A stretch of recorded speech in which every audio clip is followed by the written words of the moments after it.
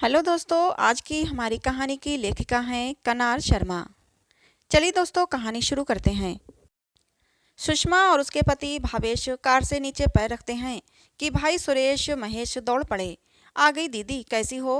रास्ते में कोई परेशानी तो नहीं हुई? वैसे आपकी कार महंगी वाली है, इसमें तो बहुत कंफर्ट रहता होगा, धचके भी नहीं लगे होंगे। सुनकर भावेश ड्राइवर से बोल डिग्गी की तरफ सामान निकालने पहुंचे कि तभी, अरे जीजा जी छोड़िए ये सब, आप क्यों तकलीफ करते हैं? सारा सामान ये लड़के लोग आपके रूम में पहुंचा देंगे। आप आराम से अंदर जलपान ग्रहण कीजिए। बहन सुषमा अपने छोटे भाई महेश की बेटी की शादी में सम्मिलित होने अपने मायके पहुंची है। चुपचाप दोनों पति पत्नी दरवाजे की तरफ बढ़े तो देखा उनकी दोनों पत्नियां दरवाजे पर आरती का थाल लिए खड़ी थीं। खूब स्वागत सत्कार के बाद दोनों घर के अंदर पहुंचे। उन्हें आराम से सोफे पर बैठाया गया। जलपान के बाद हंसी ठिठोली हुई। लगभग घर का हर इंसान उनके आसपास ही मंडरा रहा था। हर कोई पूछ रहा था, आपको किसी बात की कमी तो नहीं? आपको कुछ चाहिए हो तो बताएं। ये लो जीजी, आपके पसंद की जलेबी मंगवाई हैं मुन्ना हलवाई की दुकान से। अम्मा हमेशा ही आपके लिए मंगवाती थीं। अब आप इतने साल बाद आ रही हो तो सोचा आपकी पसंद का ख्याल रखा जाए। खिलखिलाते हुए बड़ी भाभी बोली। हाँ जीजी, और आपके लिए ये खसखस का शरबत तो बनवाया है।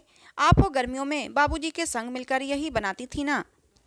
सुषमा मंद मंद मुस्कुरा रही थी। चलो, इतने सालों बाद आज घर की बेटी होने का रुतबा तो मिल रहा है, वरना एक वो दिन थे। कुछ देर सुषमा ने भी अपने भाई बहनों से हालचाल जाना, फिर थकान होने का बहाना बनाकर कमरे की ओर जाने लगी। तभी छोटी भाभी बोली, जीजी आपके लिए मोहित का कमरा खाली किया है, जहाँ एसी भी लगा है। जीजा जी को परेशानी नहीं होनी चाहिए। भाभी, इतना परेशान होने की क्या ज़रूरत थी? अरे ऐसे कैसे ज़रूरत नहीं, जीजी घर में तो ज़्यादा सुविधा नहीं है, पर होटल में शिफ्ट होने के बाद आपको बढ़िया एसी वाला कमरा ही बुक करवाया है।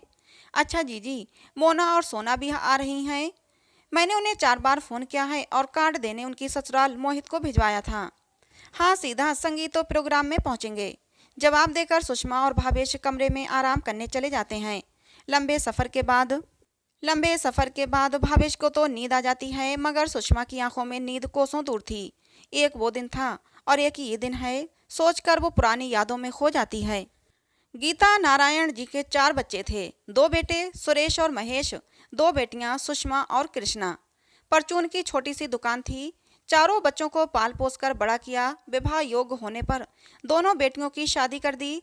सुषमा की शादी एक संयुक्त परिवार में हुई।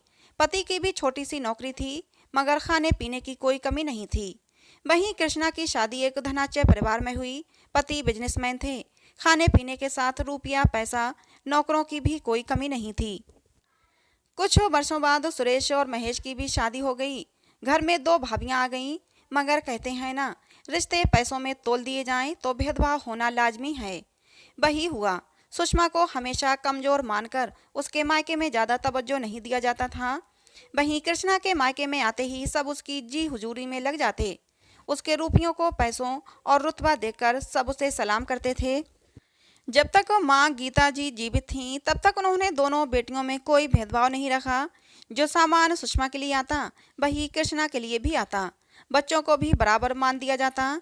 मगर जब गीता और नारायण जी स्वर्ग सिधार गए, बागडोर भाई भाभी के हाथों में आ गई। बस वहीं से रुपयों पैसों में रिश्तों को तोलना शुरू कर दिया गया। सुषमा जब भी मायके आती, उसका सामान हॉल में पड़ा रहता। सोने की कोई व्यवस्था नहीं की जाती थी। कभी छत पर तो कभी गलियारे में बिस्तर लगाकर सो जाती थी। दिन भर घर के कामों में लगी रहती। रसोई में भाभियों का बराबर हाथ बटाती। खाने पीने में भी कुछ कमी हो तो चुप रह जाती थी। वहीं कृष्णा जब मायके आती तो ठाट बाट से भाई भाभी के कमरों में ठहरती। उसके लिए तरह तरह के पकवान बनाए जाते। किसी राजकुमारी से कम उसका आदर सत्कार नहीं होता। यहाँ तक कि दोनों के बच्चों में भी बहुत भेदभाव किया जाता था। अगर सुषमा के बच्चे किसी चीज़ के लिए जिद करें तो उन्हें धुतकारा जाता था। बोला जाता, जीजी आपने अपने बच्चे कितने बिगाड़ रखे हैं, किसी बात की सुनते ही नहीं। देखिए, मेरे बच्चे का खिलौना तोड़ दिया। ये बोलकर बेइज्जती करती। वहीं कृष्णा के बच्चों के लिए महंगा महंगा सामान मंगाया जाता। ऊपर से अगर कोई चीज़ टूट जाती या गिर जाती तो मुस्कुराकर कहा जाता, बच्चे ही तो हैं, हो जाता है, आप चिंता मत करो जीजी, हम दोबारा ले लेंगे। साथ में लेने देने में भी खूब ऊंचे से ऊंचा सामान दिया जाता। और तो और ये सब सुषमा की आंखों के सामने ही होता। मगर सुषमा सोचती, मेरी छोटी बहन ही तो है। लेकिन छोटी बहन भी घमंड में चूर थी। यही नहीं कहती कि बड़ी दीदी के साथ ऐसा भेदभाव क्यों कर रहे हो। खुश होकर सारा सामान लेकर जाती। उसे अपनी दीदी की भावनाओं से कुछ लेना देना नहीं था। अपनी बहन भाइयों के व्यवहार से दुखी तो बहुत होती, यहाँ तक कि मायके में आंसू तक नहीं बहाती, क्योंकि अशुभ माना जाता है।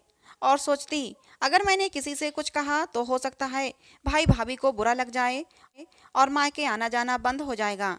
बस माँ की यादों से दूर होने के डर से ही उसने चुप्पी साध ली। और तो और सुषमा ने कभी इन बातों का जिक्र अपने ससुराल में भी नहीं किया, ना ही कभी अपने पति को बताया। पति भावेश भी सीधे साधे थे, क्योंकि सुषमा की शादी पहले हो चुकी थी। उसके बाद दोनों भाइयों की शादी हुई। बड़े जीजाजी होने के नाते भावेश ने शादी में खूब सहयोग किया था, बिल्कुल बेटे की तरह व्यवहार किया। सास ससुर देखकर फूले न समाते कि कैसा हीरे जैसा दामाद मिला है। इधर कृष्णा के पति को पैसों की ठसक थी, इसलिए भी शादी वाले दिन ही आते और अगले दिन निकल जाते थे। उन्हें काम व्यवहार से कुछ लेना देना नहीं होता। सब कुछ सामान्य रूप से चल रहा था कि अचानक कुछ ऐसा हुआ जिसने सुषमा की जिंदगी बदल दी। जब बड़े भाई सुरेश के बेटे रमन की शादी होनी थी, माता पिता तो रहे नहीं, अब भाई भाभी अपने हिसाब से व्यवहार कर रहे थे। जमाई भावेश को नौकरों की तरह काम में लगा दिया गया। कभी हलवाई वाले की जिम्मेदारी तो कभी टेंट वाले से उसका ट्रक खाली करवाने का काम। किसी को भी काम होता, झट से भावेश से कहता और वो बाइक से जाकर काम कर लाते। और कृष्णा के पति दुष्यंत को वीआईपी वाला ट्रीटमेंट मिल रहा था। हाथों में खाना पीना दिया जा रहा था। जरा सी बात पर मुंह फुलाकर बैठ जाना, फिर मनाने के लिए दोनों भाई भाभी उनके पैरों पर गिर पड़ते थे। ये देखो सुषमा को अच्छा नहीं लग रहा था, फिर भी चुप थी। तभी अचानक बड़ी भाभी शोर मचाने लगी और बोली, जीजा जी, मैंने दूल्हे की अंगूठी रखने के लिए आपको दी थी और अब मिल नहीं रही है, बताइए कहाँ है।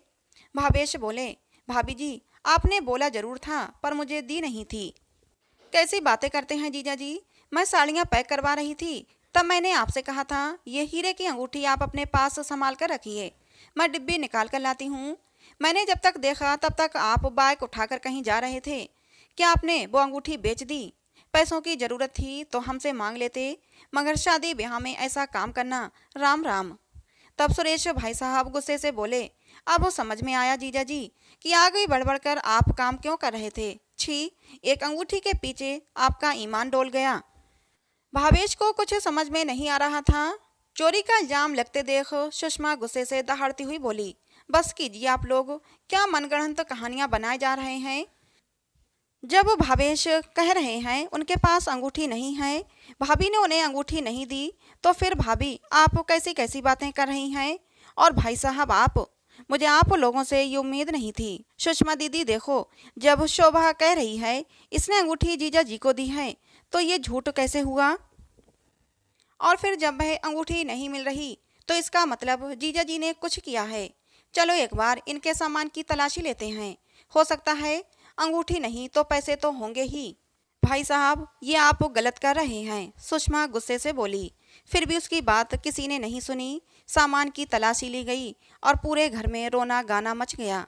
जिसके मन में जो आ रहा था सुषमा और भावेश के बारे में बोले चले जा रहे थे। रिश्तों का लिहाज खत्म हो चुका था। बात तू तड़ाक तक पहुंचने ही वाली थी कि अचानक छोटे जमाई दुष्यंत पान चबाते हुए घर में दाखिल हुए। अजीब सी स्थिति देख बोले, कुछ हुआ है क्या। तब साले सुरेश ने उन्हें सारी बात बताई तो वो बोले, कौन सी अंगूठी, कहीं आप लोग इस अंगूठी के बारे में बात तो नहीं कर रहे। उन्होंने जेब में से एक अंगूठी निकाली, बड़ी भाभी को दिखाई। हाँ यही तो है, हीरे की अंगूठी। जमाई बाबू, ये आपके पास कैसे आई। अरे भाभी, आप ही ने तो मुझे देते हुए बोला था कि भावेश बाबू का कोई भरोसा नहीं, ये अंगूठी आप अपने पास रखिए, और अब आप ही भूल गईं। अचानक से बड़ी भाभी शोभा को सब कुछ याद आ गया। अरे हाँ, मैं तो भूल ही गई थी। अब चलो, जब अंगूठी मिल ही गई तो काहे का परेशान होना, चलो सब लोग चाय नाश्ता करते हैं। शोभा का इतना कहना था और सुषमा गुस्से से बोली, बहुत हुआ भाभी, तुम्हारे घर में हमारा अपमान हुआ है। सुनो, अगर मेरी माँ बाबूजी जिंदा होते तो तुम लोग यहाँ खड़े नजर नहीं आते। उन्होंने कभी लड़की लड़की में भेदभाव नहीं किया, और तुमने यहाँ दो बेटियों और उनके पतियों के बीच इतना बड़ा भेदभाव कर दिया। हम गरीब जरूर हैं मगर चोर नहीं, और हमें किसी के रुपये पैसों की जरूरत भी नहीं। आज यहाँ भरी सभा में मेरे पति का अपमान हुआ है, मेरे आत्मसम्मान को चोट पहुंची है। इस चौखट पर आज के बाद मैं लौट कर नहीं आऊंगी, बोलकर अपना सामान उठाने लगी सुषमा। तब दोनों भाई बोले, अरे गलतफहमियां हो जाती हैं तो इतना क्यों गुस्सा हो रही है? शादी के बाद चली जाना, अभी लोग क्या कहेंगे। बड़ी बुआ रूठकर चली गई। ये अच्छी बात नहीं, तुझे मायके की लाज रखनी ही होगी। सब लोग ऐसे जता रहे थे जैसे कुछ हुआ ही नहीं हो। सही कहा है, गरीब का अपमान कोई भी कर सकता है। सुषमा बोली, हाँ, हर बार मायके की लाज मुझे ही रखनी होगी और तुम लोग निर्लज्ज बेशरम होकर कुछ भी करोगे। अब वो बहुत हुआ, मुझे कोई नहीं रोक सकता। लोग क्या कहेंगे उसकी मुझे कोई परवाह नहीं। वह पति और बच्चों के साथ तुरंत घर से चली गई।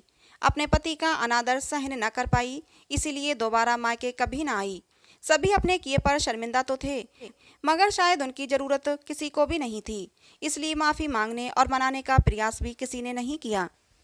इधर सुषमा ने अपना पूरा ध्यान अपने परिवार और बच्चों को अच्छी शिक्षा और आत्मनिर्भर बनाने की ठानी। पति एक छोटी नौकरी करते थे। कुछ पैसे लोन लेकर उन्होंने एक दुकान डाली। दोनों पति पत्नी की दिन रात की मेहनत के बाद छोटी सी साड़ी की दुकान एक बड़े शोरूम में तब्दील हो गई। बड़ी बेटी ने सीए कर अपना खुद का ऑफिस खोला। छोटी बेटी डॉक्टर बन बड़े अस्पताल में नौकरी करने लगी, साथ में खुद का क्लिनिक भी डाल लिया। धीरे धीरे छोटे घर ने बंगले की शक्ल ले ली। नौकर चाकर गाड़ी घोड़े की कमी न रही। दोनों बेटियों की शादी अच्छे परिवारों में हो गई। सुषमा के घर में धन धान्य की अब कोई कमी न रही। बेशक भाई भाभी से उसने कोई रिश्ता नहीं रखा, लेकिन घर के बच्चों की उसने बाकायदा मदद की। छोटे भाई का बेटा शिवम जब शहर में नौकरी के लिए आया तो उसे आसरा दिया, हर बार आगे बढ़कर मदद की। शिवम बुआ के साथ हुई इस घटना के बारे में सब जानता था, और यह भी जानता था कि इसमें बुआ और फूफा जी की कोई गलती नहीं थी। उसके माता पिता ने ही अपने खून के रिश्तों को पैसे के तराजू में तोला था।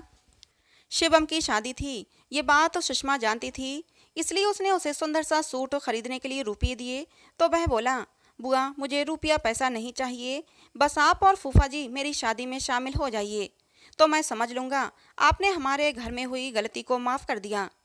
उस दिन साथ में दोनों भाई भाभीियों ने भी हाथ जोड़कर माफ़ी मांगी। कितने साल हो गए, अब तो माफ़ कर दो बुआ। गलती बहुत बड़ी थी, मगर गलतियां इंसानों से ही होती हैं, यही समझकर एक बार माफ़ कर दो बुआ। आगे बढ़कर भतीजे ने इतना कुछ कहा तो भावेश के कहने पर सुषमा ने उसकी बात मानकर शादी में शामिल होने के लिए हामी भर दी। मगर मायके पहुंचकर वही सारी बातें उसके कानों में गूंजने लगीं और वह सोचने लगी, अगर उसने दिन रात मेहनत कर आज इतना पैसा न कमाया होता, अपनी बेटियों को काबिल न बनाया होता, तो शायद ये लोग आज भी हमें नहीं पूछते। वो ऊपर से खुश होने की कोशिश कर रही थी, पर मन में सुकून नहीं था। फिर भी बड़ों बच्चों सभी के द्वारा दिया गया सम्मान उसकी चोट पर मरहम का काम कर रहा था। 2 दिन की शादी अच्छे से निपट गई। बेटियां भी शादी में शामिल हुई थीं। जब सभी लोग लौटने लगे तो भैया भाभी ने दोनों बेटियों का भी खूब आदर सत्कार किया। उन्हें भी उचित सम्मान के साथ विदा किया गया। आज विदाई में भावेश को महंगा सूट, उसे बनारसी साड़ी, 5 मिठाई के डिब्बे, चांदी का सिक्का, गिफ्ट आदि देकर सुषमा जी की विदा कृष्णा के बराबर की गई। उसकी आंखों में जो आंसू थे वह खुशी के थे या दुख के, उसे कुछ समझ में नहीं आ रहा था। दोस्तों, क्या सुषमा ने अपने आत्मसम्मान को बचाने के लिए सही फैसला लिया था और आज सबके माफ़ी मांगने पर माफ़ करने का फैसला सही है? अपनी राय जरूर दें। तो दोस्तों, ये कहानी आपको कैसी लगी कमेंट करके ज़रूर बताइएगा। पसंद आई हो तो प्लीज़ लाइक करें, शेयर करें, चैनल को सब्सक्राइब करें। मिलते हैं दोस्तों किसी नई कहानी में।